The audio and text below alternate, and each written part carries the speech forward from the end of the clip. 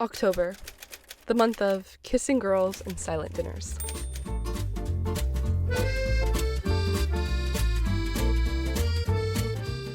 The French love family time. Each night at 8, my host dad smacked the gong by the front door. The heat from the kitchen rose through my floor. Potato casserole, roasted chicken, galettes if my host mom had tennis, and the household was too active for meal making. As soon as I stepped out of my room, I wore the red nose. The 6 of us would sit around the table, and I would stress whatever questions were building in their mouths for me to decipher. These people felt more like an audience than a family.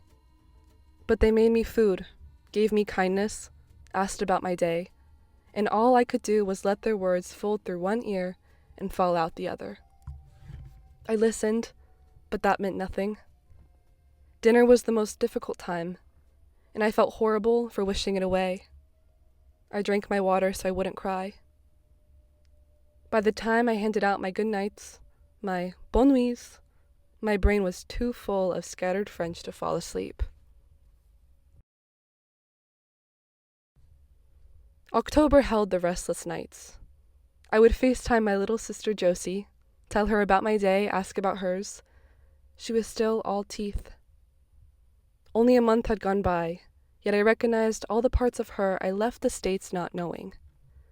I would tease her about the new boy she likes to look at, the mountain of skincare on her desk behind her, those silly little curling rods she puts in her hair before she goes to bed. She would tell me what's new in 7th grade, and I'd do the same for 11th.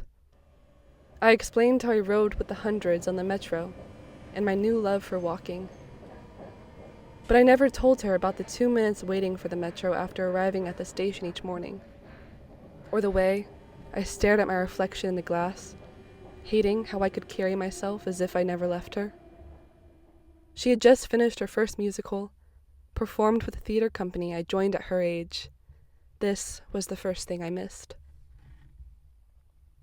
So Josie, what was it like in the 9 months that I was gone, being an only child?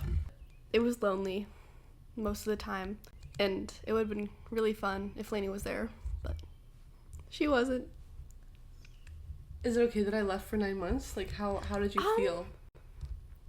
A little bit betrayed, but that was only for like the first 8 months. It was okay, but like it definitely wasn't great going through 7th grade without a big sister, like 10 steps away. Do you remember a specific time that was especially hard for you when I was gone? Going to the dance, telling you about my new friends, that would have been fun to tell you about. Was it hard talking to me over the phone? Yes. Why? It felt weird. It felt like you were like weren't my sister. It felt like you were like someone I didn't know. That's why I was talking to you over the phone. This time after dinner, I gave it to my family. I would open WhatsApp and read through my dad's updates on the life I left in Maine. He said, "Hope you're doing well. Miss you. Proud of the young woman you've become.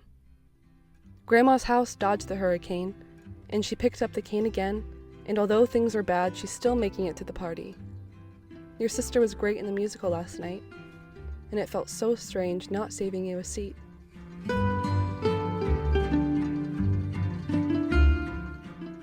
Let me tell you how I chose not to watch my little sister grow in front of me. I won't mention all the things I missed, or the way my regret kept me awake. My mom would ask how I've been sleeping, and I wouldn't know what to say.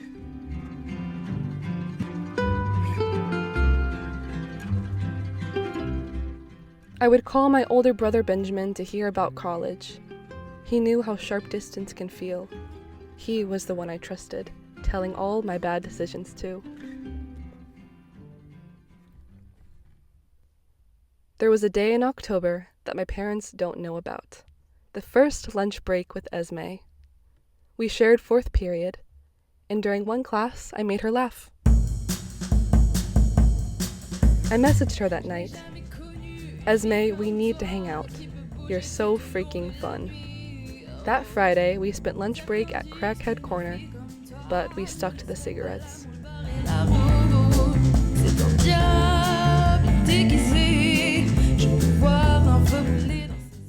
I never told my parents how even though October felt warmer, I still held my pain in my hands as if someone was going to take it from me. On this day, October 4th, she asked to take it. But I told them everything else, except my French grade and how it became less meaningful than making her struggle to keep down her giggle. When they asked, I told them that she quickly became another sister. But I never mentioned the Friday night we spent running rain-soaked from our bar to Burger King, or how home became her, or the concerts we snuck into, and how we could feel the beat pulsing up our hands and into our hearts. Instead, I said this: I'm making friends, good ones you guys would love. You don't have to worry about me so much. I feel as though I'm going to be okay. October was gentle, so I didn't have to be. I asked out a boy from one of my classes. On our date, I kissed a French girl in the bar bathroom, and then 2 others on the dance floor. Basically, I kissed everyone but him that night. I woke up, hungover with regret. It was the newness I made myself drunk with. My first kiss, my first date since, my first time hurting a boy after being hurt by another. I wanted to feel like I could. I did, and I hated it.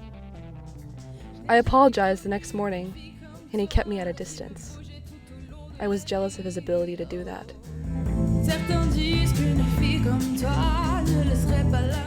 This I never included in my calls home.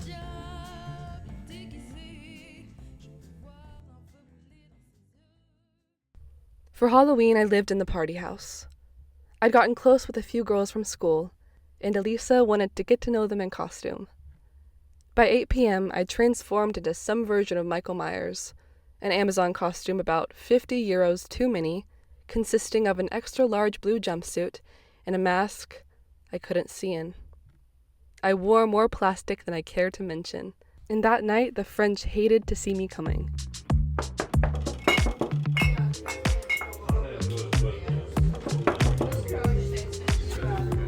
By 10, our house was saturated with franglais and tables of booze. The 4 of us were the Americans everyone talked with. This was the moment where I realized they wanted to. The house got hot, so we sat in a circle on the road outside the garage. By this time in October, I'd said goodbye to cigarettes. I watched the pack spill in the middle of us, crisscross-legged and waking up the whole neighborhood, and I felt no urge to pick one up. Instead, I focused on what I heard. Bah ouais, wesh, c'est incroyable. J'aime bien ça. Oh la vache. Bah non, putain. If you don't understand this, neither did I.